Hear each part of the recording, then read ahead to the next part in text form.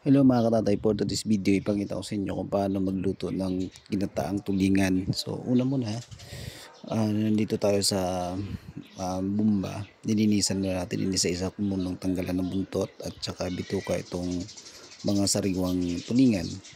So ayan, so, makita ninyo mga katatay, nililinis ko talaga siya ng mabuti. At madugo kasi ito, ayan, tumalsik pa sa damit ko na puti yung dugo ng tulingan.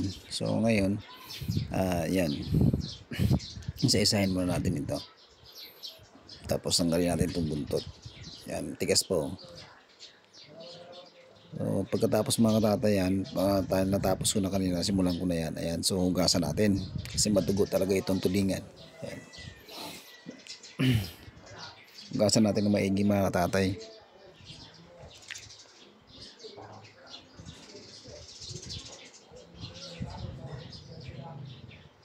Ayan, so pag natapos natin hugasan mga katatay, ayan, so tabi muna natin to, makainin ng aso yan.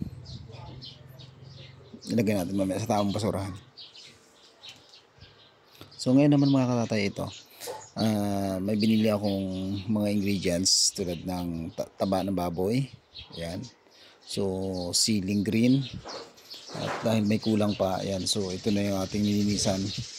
So ayusin muna natin yung mga ibang ingredients pa mga katatay. Ayan, so ito na nga kinuha natin. Sunod natin kinuha mga katatay, lagyan natin ng kamatis. At syempre tanggalin natin yung mga bulok dito sa kamatis mga katatay, para mas the best yung ating pagluluto ng ginataang tulingan. Kasi may yung mga kamatis ko may tama na yung iba, kaya pinagtatanggal ko muna.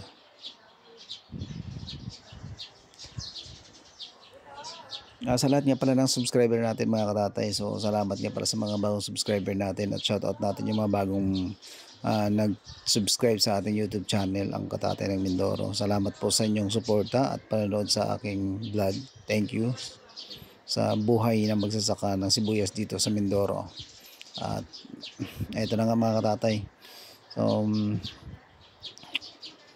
gagayatin na natin itong mga sibuyas. Ano pa tayo lagayan?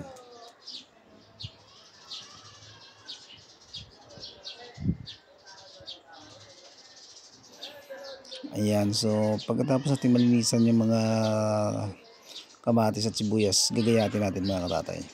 Ayan. Dito sa Mindoro kasi mga katatay, hindi naman problema sibuyas kasi tag-aningin ng sibuyas, kaya sagana tayo sa sibuyas.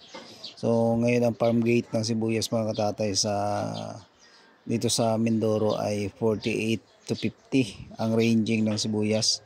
So mahal po ang kuhaan, at kaya sa mga paglipas ng season harvest ng sibuyas dito, sigurado mga katatay, tataas na ang sibuyas sa mga market natin. So mag-stock na kayo ng sibuyas habang mura pa ang ating sibuyas. Ayan, so habang ginagayad ko itong sibuyas, alam nyo mga katatay, hard feelings talaga sa akin kasi napapaluha ako dyan. Habang ginagayat ko to, tinitiis-tiis ko pa yung maluha ako dyan. Pero sa tulang talagang naluluha na ako dyan mga katatay.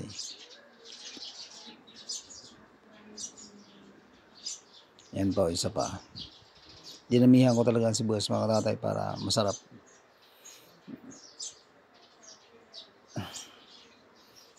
Ikos-mikos na natin yan.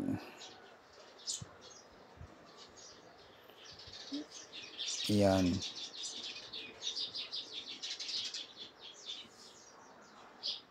Wala, naluluha na ako dyan mga katatay, sobra. Ito yung gumagawa ka na iniiyakan mo, kasi nga nakakaluha talaga itong sibuyas na to. Umpisa na mga katatay.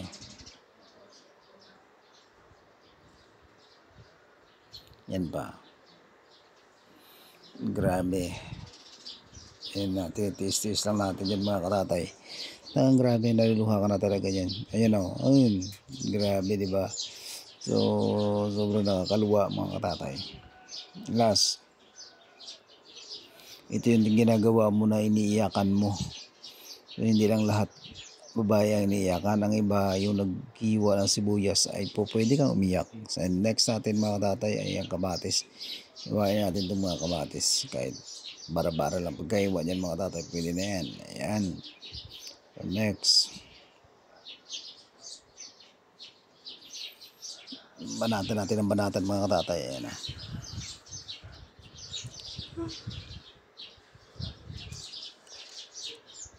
Sa mga manonood pala sa atin mga tatay, salamat po sa pag-subscribe at sa pag-share itong video at sa mga nagko-comment sa atin. So sa mga nais po magpa-shoutout, susunod mag-comment lang kayo dito sa ating video. At i-shoutout natin lahat ng mga kaibigan natin na bagong subscribe sa ating channel, ang Katatay ng Mindoro. So ayan mga katatay, last na lang yung ating hiwain kamatis, patapos na tayo at magluluto na tayo ng ginataang tulingan. Pachamba recipe lang ng mga katatay.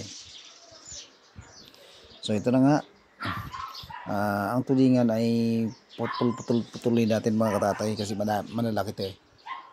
Ayan, no, gayatin natin tag isang putol. Tutumba pa eh.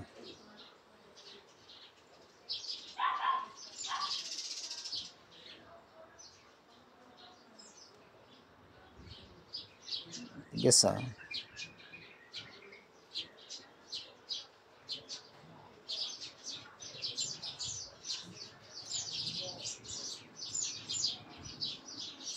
So ayun mga katatay, natapos natin, ito na siya. Hindi tayo magluluto ngayon sa kalan. So ayan yung ating kahoy, mas masarap kasi magluto. Ayun na siya. Paksiwin muna natin mga katatay. And then mamaya saka natin siya sasangkap, lalagyan ng lahat ng sangkap. So sa mga nanonood, abangan nyo ang ating pagluluto nito. At thank you nga para sa mga bagong subscribers natin. I love you all sa mga lahat ng nanonood. So sana huwag kayo manawang manood sa ating YouTube channel, ang Katatay Vlog ng Mindoro. Salamat po sa mga sumusuporta sa atin at naniniwala sa atin. Huwag isa ka ng sibuyas na Mindoro. Salamat.